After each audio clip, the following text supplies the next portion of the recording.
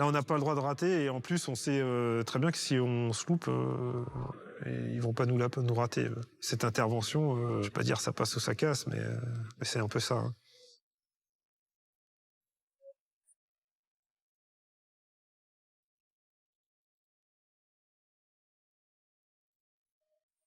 On les a repérés, ils sont armés, ils ont des gilets explosifs, on y va. Et c'est à nous, parce que personne d'autre le fera.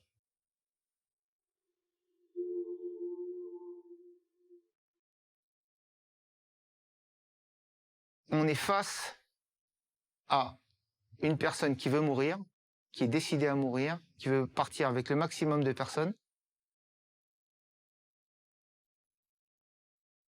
Aller interpeller des individus fanatiques, suicidaires, je pense que c'est l'inter où il y a eu la plus grosse prise de risque.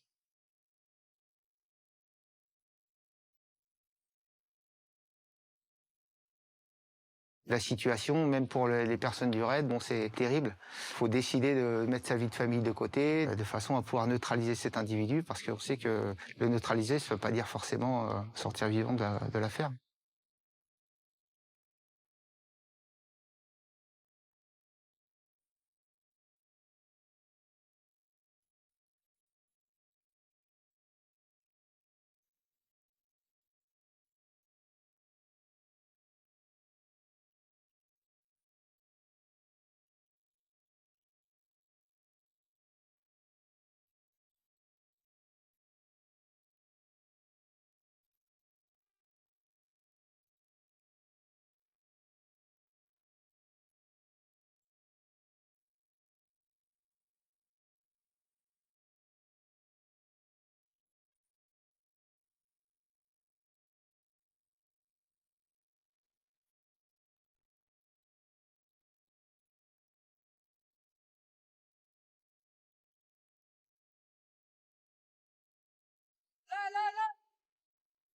« 11h35, mercredi 7 janvier, rue Nicolas Appert. Les frères Kouachi revendiquent l'assassinat des dessinateurs de Charlie Hebdo.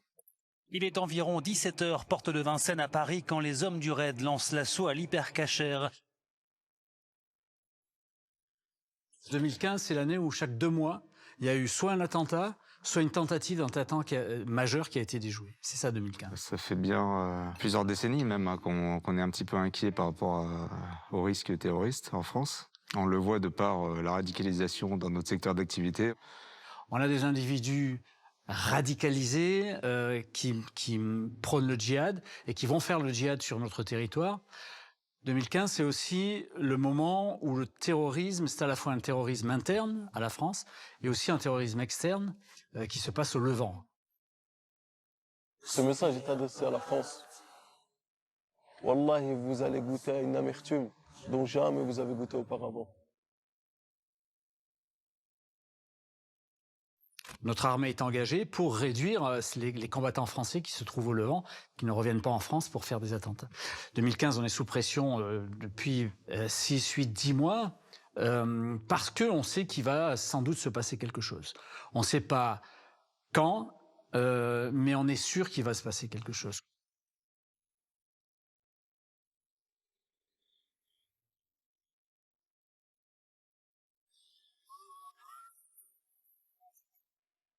Courez! Barrez-vous, barrez-vous! Il y a des attentats, il y a des attentats! Une fusillade a eu lieu ce soir en plein cœur de Paris, sur la terrasse d'un restaurant. 6 attaques coordonnées en 33 minutes. Mes chers compatriotes, au moment où je m'exprime, des attaques terroristes d'une ampleur sans précédent sont en cours dans l'agglomération parisienne.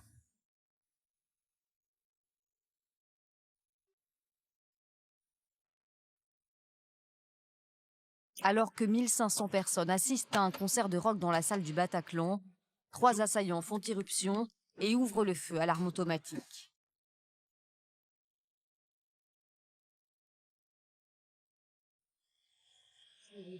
Rentrez chez vous, messieurs, dames. Reculez. À couvert, à terre, cassez-vous, là. C'est la France qui est frappée au plus profond d'elle-même. Vous savez, quand vous arrivez au Bataclan, on a souvent entendu parler de ça, mais je le confirme. La mort, elle a un son, c'est le son de ces téléphones qui vibrent. Elle a une odeur, l'odeur de poudre mélangée à cette odeur âcre de sang. Et ça, c'est quelque chose qui nous impacte directement. Dans le Bataclan, c'est avant tout ça. Avant que d'aller ensuite traverser la salle en traînant les pieds pour ne pas marcher sur les cadavres ou sur les blessés, avec des blessés qui vous tirent par le pantalon pour qu'on les secoue. Plus je me rapproche de la zone, et là, je tombe sur effectivement les cadavres, mais des corps, et figés en fait, figés dans le temps. Des visages figés, on voit l'horreur hein, sur les visages. Dans la police, on est confronté assez souvent à la mort, mais là c'était assez particulier. J'avais jamais vu autant de cadavres au même endroit. On n'était pas entraîné à ça. Sur le plan médical, on n'avait pas une habitude par rapport à d'autres pays de blessures de guerre comme les blessures par la Kalachnikov.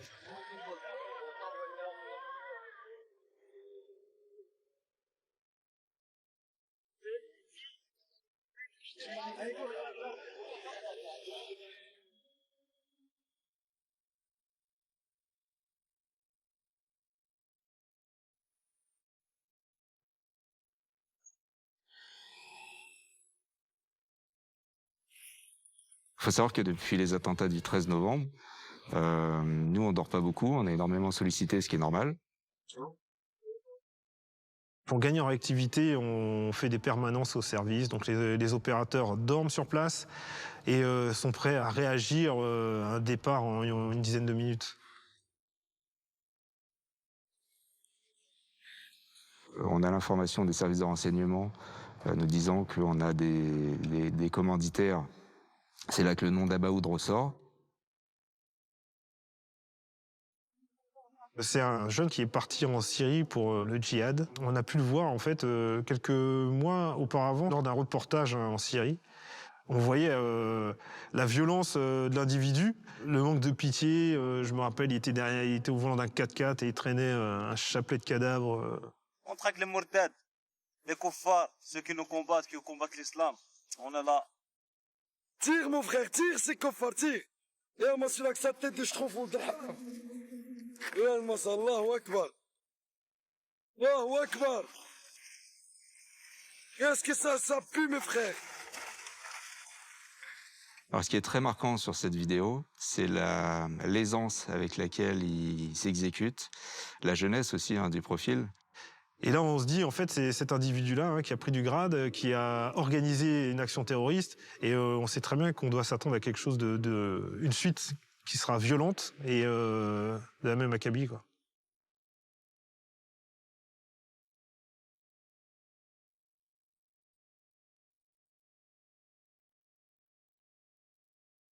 On est 3 jours après le Bataclan. On nous donne des informations laissant penser qu'ils vont commettre un nouvel attentat au 4 temps de la Défense, dans le centre commercial. Ce que je sais, c'est qu'il est aux abois. Ça fait 3 jours qu'il est dehors, qu'il vit un peu comme un SDF.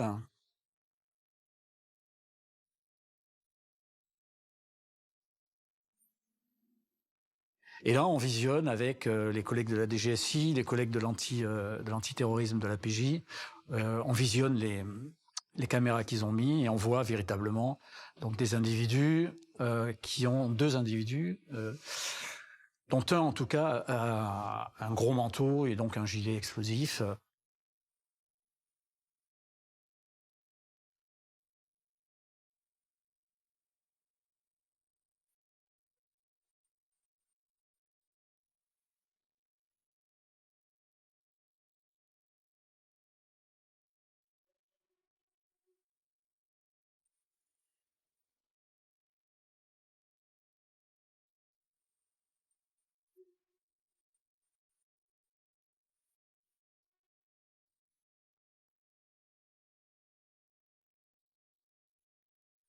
Et nos collègues nous disent, mais nous, on les avait avec des gilets, enfin, avec tous avec des gros manteaux. Et donc, on est sûr qu'ils ont des gilets explosifs.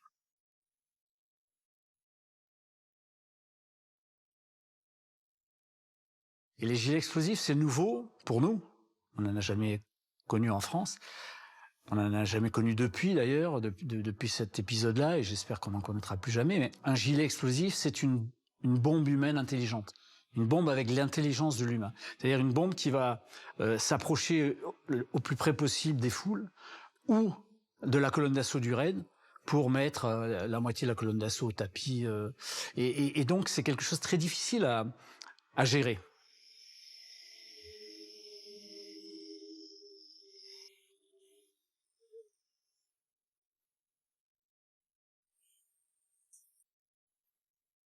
Je reçois l'appel du directeur adjoint de la police judiciaire en soirée vers 22h à peu près, qui me dit, voilà, Jean-Michel, on les a repérés, on sait où ils sont. Il me dit, c'est pour toi, c'est pour tes gars, on est là, voilà. Je me rappelle avoir assemblé l'ensemble des effectifs dans le couloir du raid, au rez-de-chaussée, et leur avoir parlé, leur dire on y retourne, on les a repérés, ils sont armés, ils ont des gilets explosifs, et donc on repart, on y va. Et c'est à nous, parce que personne d'autre le fera. Immédiatement dans mon équipe, des mains se lèvent. Alors je leur dis que je serai avec eux, hein, puisque mon rôle c'était de m'occuper du porte-bouclier avec mes collègues. Hein. On nous présente le tableau.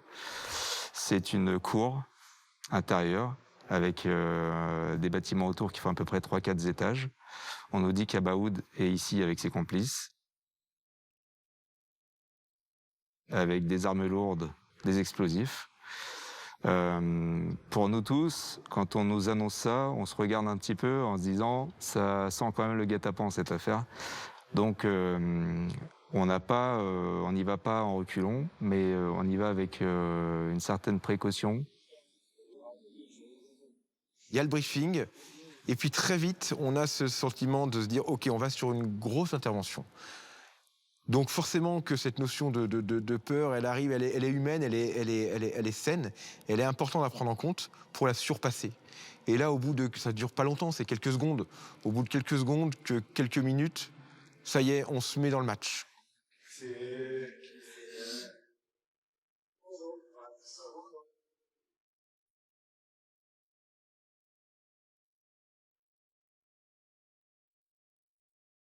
Pour nous, vraiment, je dirais que c'est une fierté de pouvoir interpeller ou neutraliser les instigateurs du Bataclan.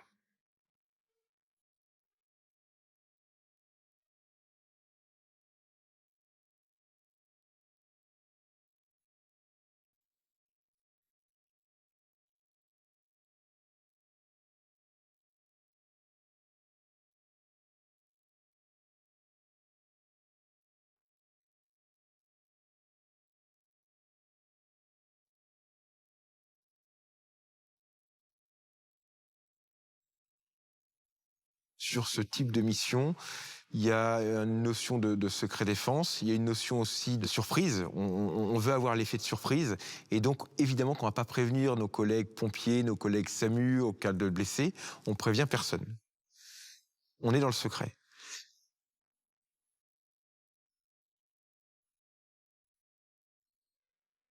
Là, la dangerosité de la situation, même pour les personnes du raid, bon, c'est quand même quelque chose de terrible.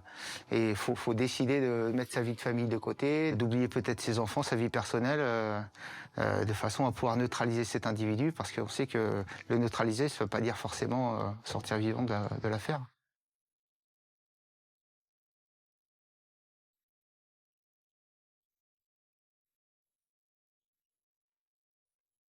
Tout ce qu'on peut anticiper, on commence à le faire. C'est-à-dire qu'à ce moment-là, on a nos lots de sanitaires, on commence à préparer nos perfusions, on commence à préparer nos drogues, nos médicaments, si besoin. En fait, tout ce qu'on peut anticiper, on l'anticipe.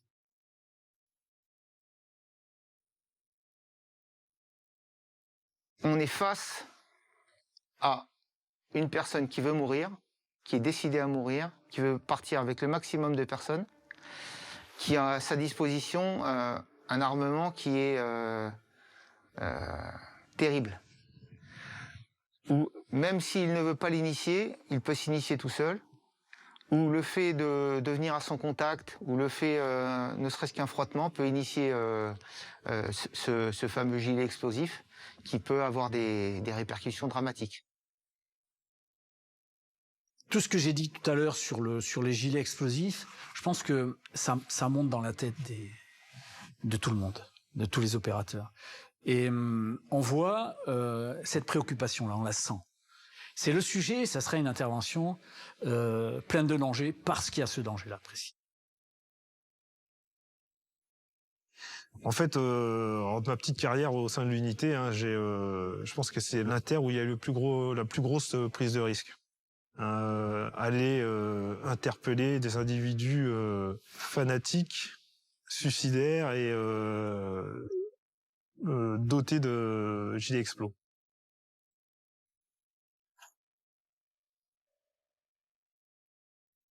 Le dispositif que l'on met en place, c'est de faire exploser la porte rapidement pour entrer très très vite et les interpeller au saut du lit le plus tôt possible.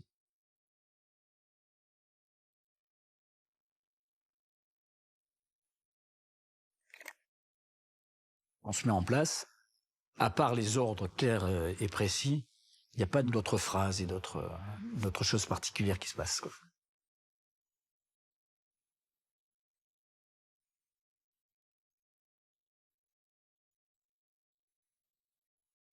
C'est un squat, le lieu dans lequel on intervient. Je m'installe à 7 mètres de l'appartement. L'appartement est au 3e étage.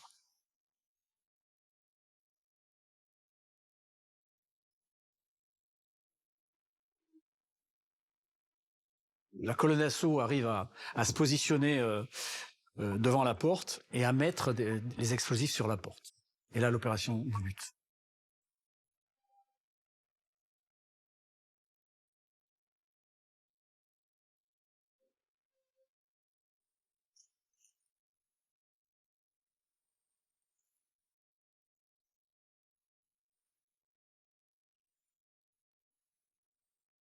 Les murs qui nous séparent de l'appartement ne sont pas des murs porteurs, mais sont des cloisons. Ce qui fait que si un des terroristes revêtu de son explosif se colle à la paroi, il va faire exploser la paroi et par-delà la paroi, il ira blesser ou tuer les policiers du raid qui se trouvent de l'autre côté. Là, on n'a pas le droit de rater et en plus, on sait très bien que si on se loupe, ils vont pas nous rater. On sait très bien que c'est cette intervention. Je vais pas dire ça passe ou ça casse, mais c'est un peu ça. Hein.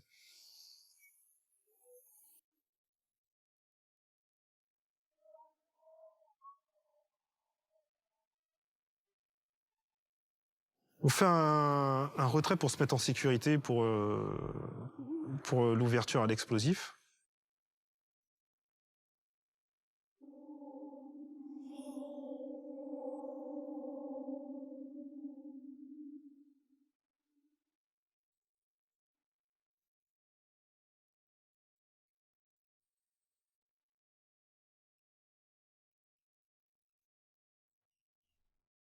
Ça explose, il y a 2 détonations, 2 décharges ont explosé et la 3e, la charge du milieu au niveau de la poignée n'a pas explosé. Un petit, je dirais 2-3 secondes de silence. Et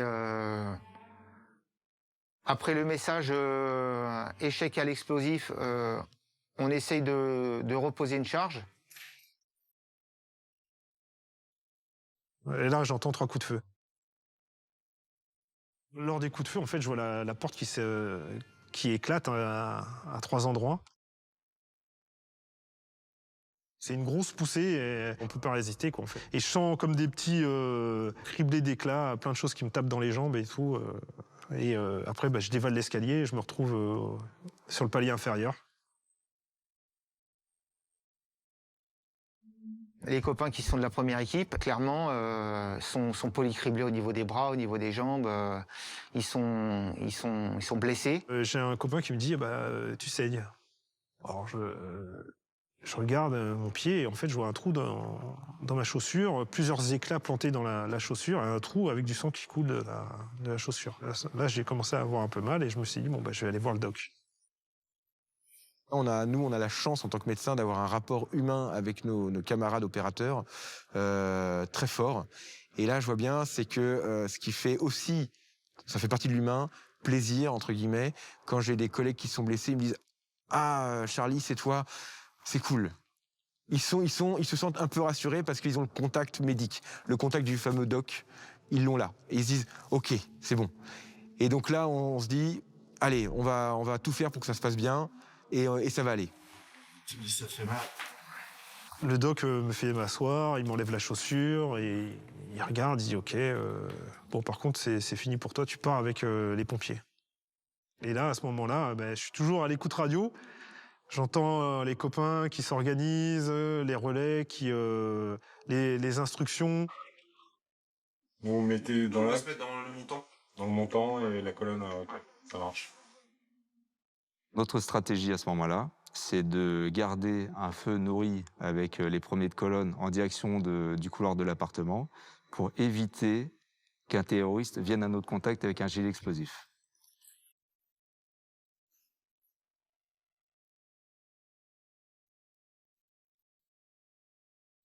Donc on ne tire pas en permanence, mais on balance une cartouche ou deux de temps en temps. On essaie de ne pas garder un rythme régulier pour ne pas être lu dans notre ouverture de feu.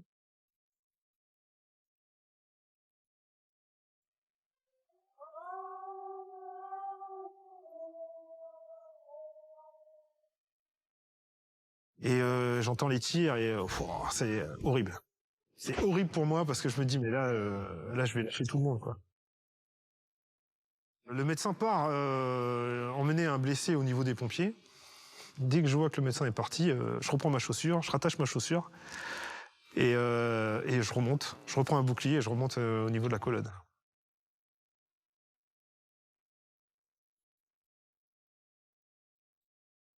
On continue à tirer et en même temps, on leur demande de se rendre et bien évidemment qu'on arrêtera de tirer s'ils décident de se rendre.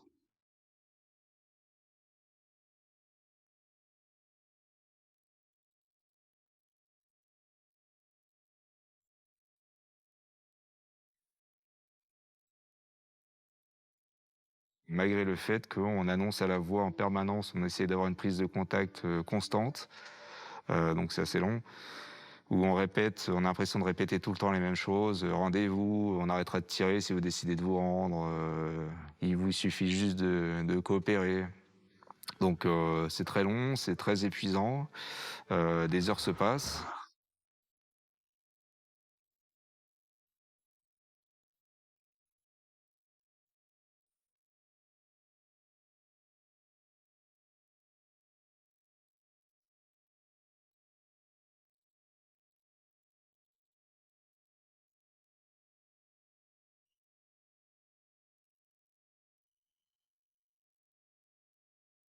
Un calme s'instaure, il n'y a plus de coups de feu. On ne sait pas s'ils sont vivants, s'ils sont blessés.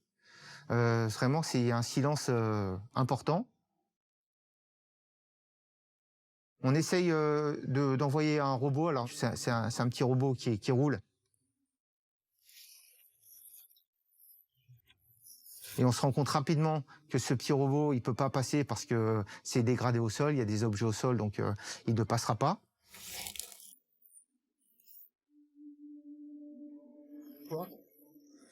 Donc on n'arrive pas à avoir vraiment d'informations sur ce qui se passe à l'intérieur. Et avant d'envoyer des opérateurs, mon chef d'équipe décide d'envoyer le chien. Et on décide d'envoyer Diesel. Notre objectif, c'est que le chien aille là où j'éclaire la zone, afin de trouver une ou plusieurs personnes à l'intérieur et morde la première personne qu'il rencontre.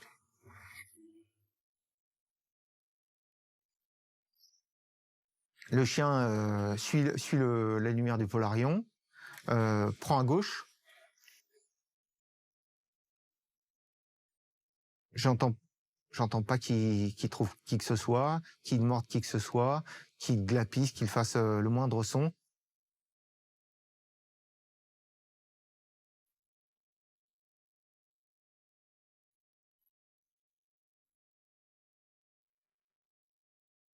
J'entends quelques détonations et je comprends que le chien ne reviendra pas. Et là, il est abattu par un des terroristes qui était visiblement encore vivant, mais qui possède une arme. C'est un côté un peu triste parce qu'on a vraiment le sentiment de perdre un collègue. Il faut savoir que les chiens, on s'entraîne avec, on travaille avec, on connaît tous leur nom ou leur petit prénom. On les apprécie et le fait d'en perdre un sur une intervention comme ça fait mal au cœur à tout le monde.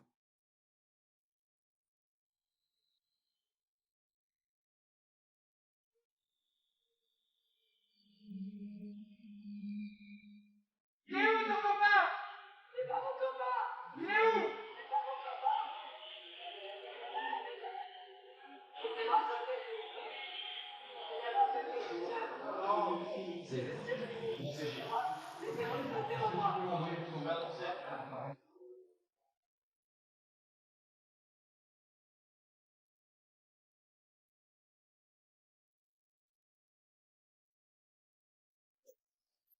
Depuis 4h30 du matin, une très importante opération est en cours à Saint-Denis en lien avec les attentats de vendredi.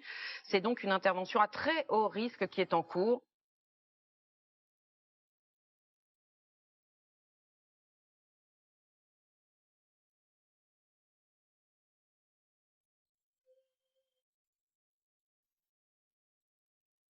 On sait clairement à ce moment-là que s'il y a une personne décidée qui fait exploser son gilet à notre contact, on va tous y rester.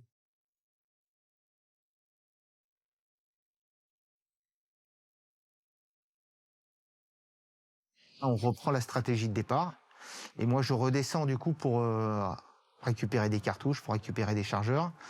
Et c'est uniquement quand je remonte, après avoir récupéré ces fameux chargeurs, ces fameuses cartouches, avant d'arriver jusqu'aux copains qui ont pris ma place.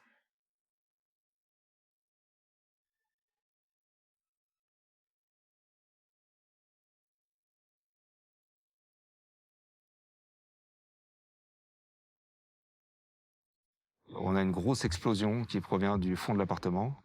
Je suis assez surpris parce que j'ai vraiment ce visuel d'un nuage de fumée et de feu qui arrive du plafond et qui me tombe dessus.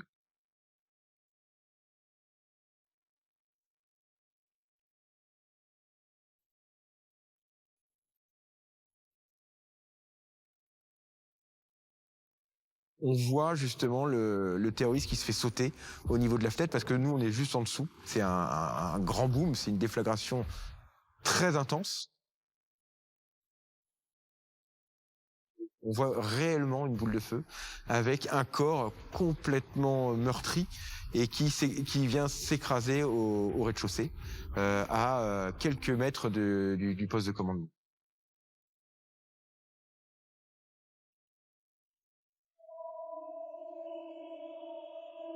L'explosion est tellement forte d'ailleurs que un des murs porteurs est vrillé. Ce qui fait qu'on était déjà dans un squat qui commençait à être bien délabré. Se rajoute donc le danger de l'effondrement de la structure.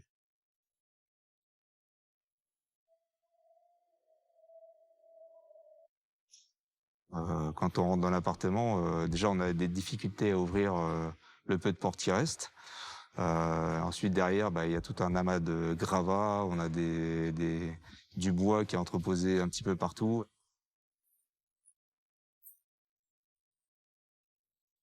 De là, on arrive jusqu'à cette pièce du fond d'où provient l'explosion.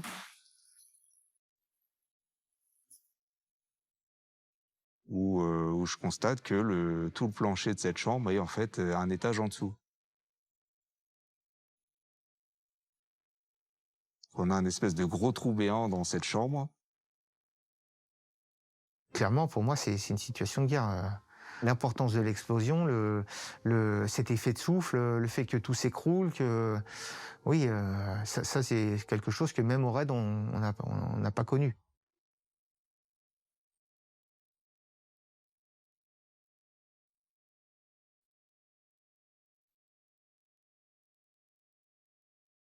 Dans les rues de Saint-Denis, après 7 heures de fébrilité, c'est officiel, l'assaut est bel et bien terminé.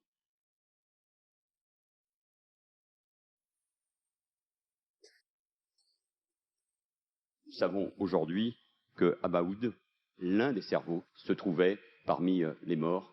Et je veux saluer encore une fois le travail exceptionnel de nos services de renseignement et de la police.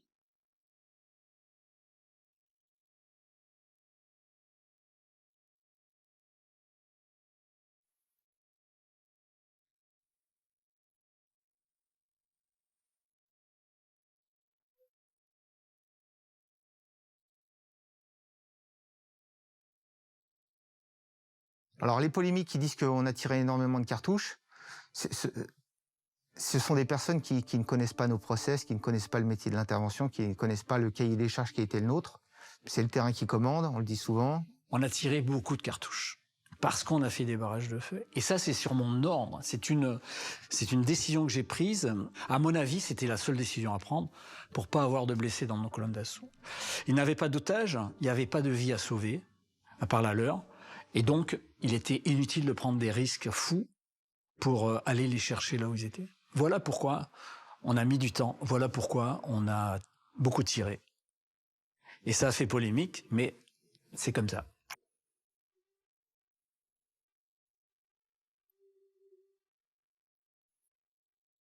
Les polémiques interviennent derrière en disant que c'est nous qui avons tiré sur notre chien. Là, déjà, on est plus que surpris et très en colère. Les informations sont mal passées. Quoi qu'il en soit, nous, ça nous a permis de savoir que les terroristes nous attendaient à l'intérieur, et ça, c'est grâce aux chiens. C'est grâce à Diesel. Au final de l'opération, les terroristes sont neutralisés, c'est-à-dire qu'ils sont morts.